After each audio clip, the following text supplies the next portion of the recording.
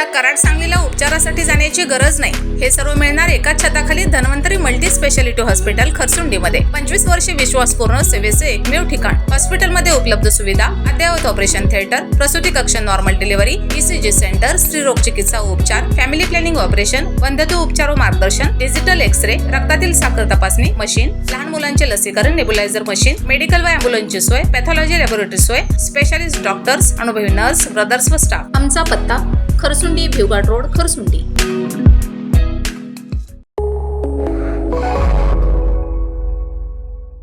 नमस्कार, मी अरुण आणि आपण पाहत आहात 7 स्टार न्यूज. महाराष्ट्र शासनाने दिनांक 5 मे 2026 रोजी महाराष्ट्र महामार्ग अधिनियम 1955 कलम 3 अन्वये शक्तीपीठ महामार्गाची सुधारित अधिसूचना जाहीर केलेली आहे. ही अधिसूचना जाहीर झाल्यानंतर या महामार्गास सोलापूर, सांगली, कोल्हापूर जिल्ह्यातील गावातील शेतकऱ्यांनी तीव्र विरोध करीत आपल्या हरकती दाखल केलेल्या आहेत. शक्तीपीठ महामार्ग रद्द व्हावा यासाठी खानापूर, कडेगाव, पलूस तालुक्यात सुरू असलेल्या आंदोलनाला मार्गदर्शन करण्यासाठी दिनांक 6 जून 2026 रोजी दुपारी 12 वाजता विवेकास मल्टीपर्पज हॉल, मायनी रोड, विटा येथे माजी खासदार राजू शेट्टी येणार असल्याची माहिती ॲडव्होकेट बाबासाहेब मुळीक, ॲडव्होकेट सुभाष पाटील व ॲडव्होकेट दीपक लाड यांनी पत्रकार परिषदेत दिली आहे. पाहूयात ते काय म्हणाले. 5 मे 2026 ला महाराष्ट्र महामार्ग अधिनियम 1955 कलम 3 अन्वये शक्तीपीठ महामार्गासाठी जी सुधारित महामार्ग सोलापूर, सातारा, सांगली आणि कोल्हापूर जिल्ह्यातून जो जाणार आहे त्या संदर्भात एक अधिसूचना काढलेली होती. आता या अधिसूचनेच्या संदर्भात खानापूर आणि कडेगाव तालुक्यातल्या माहुली, वलखड, चिखलहोळ, भाग्यनगर, नागेवाडी, घानवड, नेवरी, आंबेगाव, वडेरायबाग आणि बाळवणी इथल्या जवळजवळ 500 शेतकऱ्यांनी आपल्या तक्रारी उपविभागीय अधिकारी किंवा जिल्हाधिकारी यांच्याकडे नोंदवलेले आहेत. त्यामध्ये मुख्य हरकत अशी आहे की हे आमच्याकडं जमिनीमध्ये पाणी आले शेतीसाठी, त्याचबरोबरीनं या रस्त्यामुळं 2 भाग होणार आहेत, ह्या रस्त्याची गरज नाही अशा स्वरूपाच्या जवळजवळ 25 ते 26 मुद्दे त्या तक्रारीमध्ये घालून त्या तक्रारी नोंदवलेल्या आहेत. आता ह्या आंदोलनाला गती देण्यासाठी या आंदोलनाचं नेतृत्व करणारे माजी खासदार, शेतकरी संघटनेचे नेते राजू शेट्टी साहेब यांची 6 जून शनिवार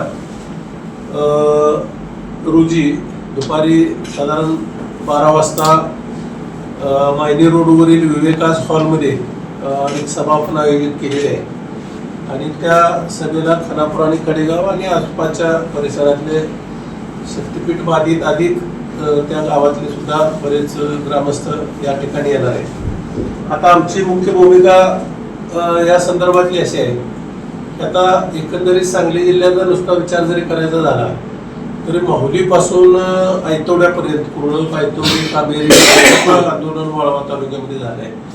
गोगाव, कुंडल, पलूस तालुक्यात देवराष्ट्र किंवा देवराष्ट्रापासून नेवरीपर्यंत त्यांनी तर असा लॉंग मार्च वजा दीपक लाड आणि त्या सर्व मंडळींनी पायी दौरा केला नेवरी ते भोगाव असा. पण आंदोलनात स्वरूप आहे. कामेरीमध्ये मोठा मेळावे झालेले आहेत, कामेरीच्या महिलांची मोठी फेरी झाली, अशा पद्धतीने आंदोलन सुरू आहे. या एकंदरीत परिस्थिती बघता असं दिसून येते की सगळ्याच लोकांचा त्या शक्तीपीठ महामार्गाला विरोध आहे असे भूमिका झालेली आहे. तर आम्हाला असं वाटतंय की नरेंद्र मोदींच्या नेतृत्वाखाली देवेंद्र फडणवीस हे काम करते की 110 लाख कोटी रुपये हे ह्या रस्त्यावर खर्च होणार आहे आणि सगळ्याच लोकांचा विरोध आहे. अशा परिस्थितीत 110 लाख रुपये वाचतील सरकारचं किंवा खर्च होणार नाही, कर्ज काढून खर्च करायचा आहे. तर हा रस्ता जर तिने रद्द केला मोठ्यापणानं नरेंद्र मोदीच्या आव्हानाला प्रतिसाद देऊ तर मग सगळ्याच लोकांच्यावर आमच्या एक उपकार होतील असं म्हणूया आपण की हे डोक्याचा ताप जाईल. नाहीतर मग माणसांचं जायचं आंदोलन, आता हे सगळी माणसं कामाधंद्यातली माणसं आहे की शेत सोडायचं, इथं आंदोलन याचं, उद्या सभेला जायचं आणि कुठे इकडं आहे तिकडं झोप लागणं झाली शेतकऱ्याला, अशी परिस्थिती आहे. किंवा त्याच्यामध्ये जर जमीन मालकीगिरी तर भविष्यात काय होणार अशी परिस्थिती निर्माण झाली. पण हा शक्तीपीठ महामार्ग इथल्या सामान्य शेतकऱ्यावर अन्याय करणार आहे. इथं कुणीही त्याची मागणी केलीच असताना कुणीतरी त्याला विरोध केला, त्याबाजूला तो नको आहे म्हणून तो नको असलेला मार्ग इकडं उचलून टाकायचा, इथल्या शेतकऱ्यावर अन्याय करायचा. म्हणजे तुम्ही करताय काय? ह्या मार्गाला आमचा का विरोध आहे? पहिल्या त्याच्या प्रेसमध्ये तर आपण सांगितलेलं होतं की यासाठी लोकांना संघटित करणं महत्त्वाचं आहे. आणि जोपर्यंत लोक संघटित होऊन विरोधाला सरकार का बिघडतं, ज्याला संघटित ताकद दिसेल त्याकडे ती ताकद जमा करण्याचा आपला प्रयत्न आहे. शक्तीपीठ महामार्गाने इथं कोणाचाही फायदा तर होणार नाहीच, होणार आहे तो तोटाच होणार आहे. अनेक जण विकासाचे मुद्दे घेऊन इथे येणार आहेत, म्हणजे गावोगावी जाणार पण असतील, आतापर्यंत काहीतरी गेले असतील, त्यामुळं काय काय विकास होणार आहे हे सांगण्याचा प्रयत्न पण झाला असेल. पण या शक्तीपीठ महामार्गामुळे इथल्या सामान्य शेतकऱ्याला किंवा इथल्या गावातल्या एका पोराला सुद्धा तिथं त्या शक्तीपीठाच्या साधा पाण्याचा ठेला सुद्धा घालता येणार नाही अशी अवस्था आहे. 10-15 फूट उंचीवर जाणार आहे, त्याला पुन्हा बॅरिकेड करून लागणार आहे, तिथून पुन्हा तिथून मार्ग जाणार. इथं कुणाला पाचवाडीवर जायचं आहे, कुणाला तिकडं जायचं आहे. इथला शेतकऱ्याला त्या ठिकाणी जाण्यासाठी वेगळे मार्ग आज उपलब्ध आहेत, त्यामुळे कुणाची आज गैरसोय झालीच नाही. आज त्या मार्गाने आम्ही जाऊ शकतोय. या मार्गाची आम्हाला गरज नाही. या मार्गामुळं इथल्या शेतकऱ्याचं केवळ शेतकऱ्याला नुकसान होतं नाही, गावाच्या गाव उद्योग होणार आहे, जमीन काही पडत पडणार आहे. अशा अवस्थेत हा शेतकरी मार्ग आम्हाला नको आहे हे संघटितपणे दाखवून सरकारला जाग आणण्याचा प्रयत्न होत आहे. शक्तीपीठ महामार्ग विरोधामध्ये सांगली जिल्ह्यातला शेतकऱ्यांचा असंतोष वाढलेला आपल्याला दिसत असताना विट्यानगरीत दिनांक 6 जून रोजी या ठिकाणी शक्तीपीठ बाधित शेतकऱ्यांची सभा आयोजित केलेली आहे. खरं तर ही सभा नसून शेतकऱ्यांच्या वेदनेचा एल्गार मेळावा आहे. खरं तर मागणी नसताना हे शक्तीपीठ नावाचं भूत आमच्या मानगुटीवरती का लादताय? मुख्यमंत्र्यांचा ड्रीम प्रोजेक्ट असेल, परंतु एका देवाला खुश करण्यासाठी आमचं देव उठवण्याचा हा करेक्ट कार्यक्रम शेतकरी हाणून खरं तर क्रांतिभूमीतून पाडतील. या क्रांतिभूमीला आंदोलन नवीन नाहीत, त्यामुळं हा शेतकऱ्यांच्या जखमेवर मीठ चोळण्याचा जो कार्यक्रम आहे तो आम्ही हाणून पाडणार. खून लो लेकिन जान मत लो अशा पद्धतीची भूमिका या माध्यमातून आम्हाला सरकारला सांगायची आहे. आता बापूंनी सांगितलं त्या पद्धतीनं आमदारांनी प्रत्येक विभागामध्ये आमसभा घ्याव्या. ग्रामसभा तर ह्या ठिकाणी चालूच आहे, परंतु शेतकऱ्यांना जर एकत्र केलं तर किती शेतकरी विरोधात आहे हे दिसेल. खरं तर ह्या शक्तीपीठच्या आंदोलनाच्या माध्यमातून नेवरीपासून गोगावपर्यंत चालताना शेतकऱ्यांच्या वेदना समजल्या. प्रचंड मोठं शेतकऱ्यांच्या म्हणजे काही शेतकऱ्यांना बापू बीपीच्या गोळ्या चालू झालेल्या आहेत. शेतकरी अस्वस्थ आहेत. तुम्ही ज्यावेळी जमिनी घेणार आहेत त्यावेळी आम्ही आंदोलन करणारच. प्रचंड मोठा असंतोष आहे, त्यामुळं हे आंदोलन इतकं मोठं तीव्र होणार आहे. या सगळ्याचा विचार करून शासनानं वेळीच हा रस्ता रद्द करावा. 20-25 फूट उंच भिंत आहे, त्या भिंतीवरती नेवरीतून त्या सबस्टेशनवरून गेल्यानंतर घोगावमध्ये खाली उतरायचं आहे. आणि अशी परिस्थिती असताना जर अपघात शिरगावमध्ये झाला तर शिरगावमध्ये जाऊन परत विट्यामध्ये आणायचं त्या प्रवाशाला आणि त्याच्यावर उपचार काय, तोपर्यंत तो जगेल का? अशी परिस्थिती आहे.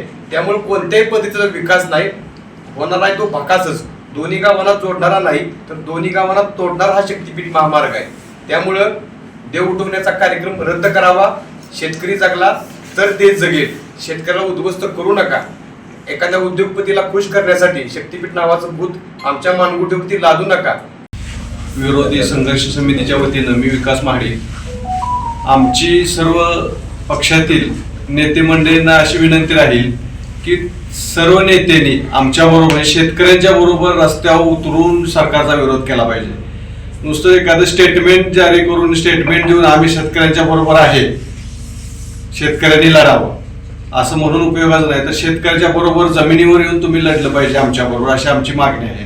आणि राहिला प्रश्न शक्तीपीठ महामार्ग विरोधात शेतकरी संघर्ष समितीच्या वतीनं रस्ता हा आम्हा शेतकऱ्यांच्या मागणीनुसार होत नाही. आम्हाला रस्त्याची गरज नाही. आमची जी मागणी आहे ते सरकार आम्हाला देत नाही. आमची मागणी काय आहे तर आम्हाला पानंद रस्ते, शेत रस्ते किंवा शेतीसाठी जी आमची काय मागणी आहे ते आम्ही मागणी करतोय. ते आम्हाला गेले 10-20 वर्ष झालं आमच्याकडे लक्ष दिलं जात नाही. पण जी आमची मागणीच नाही जे आम्ही मागितलंच नाही ते आम्हाला देताय तुम्ही. शक्तीपीठ महामार्गाच्या संदर्भात जंक्शन करताय, सरकार जंक्शन करते प्रत्येक 20-25 किलोमीटरवर, तर त्या जंक्शनच्या ठिकाणी 500, 700, 800 एकर सरकार जमीन ताब्यात घेते. ही जमीन नक्की कोणासाठी सरकार घेते? सरकारची जी मोठी 3 शक्तीपीठ आहे ती अदानी असेल, अंबानी असेल, मित्तल असतील, ह्या 3 शक्तीपीठासाठी घेते का सर्वसामान्याची जी 3 शक्तीपीठ जी आहेत आपण जी मानतो देवधर्माच्या असतील त्यांच्या सोयीसाठी त्या शक्तीपीठाला जाण्या येण्यासाठी घेते? हे अजून शेतकऱ्याला काय कळत नाही. पण शेतकऱ्याला कुठली त्यांनी आम्ही तुमच्या जमिनी घेतोय असं एखादं नोटीस नाही, विचारणा नाही, काय नाही, सगळं वरून त्यांचा कारभार चालू आहे. म्हणजे शेतकरी हा त्या शेतीचा मालकालाच तुम्ही विचारत नाही आणि तुमचं वर्ण सगळं म्हणजे दडपशाही चालू आहे. तर हे शेतकरी हे कदापि सहन करणार नाही आणि कोणत्याही थराला जायची वेळ आली तर ते शेतकरी त्या थराला जाणार आणि सरकारचा, शासनाचा, प्रशासनाचा विरोध करणार. शक्तीपीठ हा आम्ही होऊन देणार नाही. जी परिस्थिती येईल त्या परिस्थितीला आम्ही तोंड देऊ. रमेश जाधव, 7 स्टार न्यूज, विटा.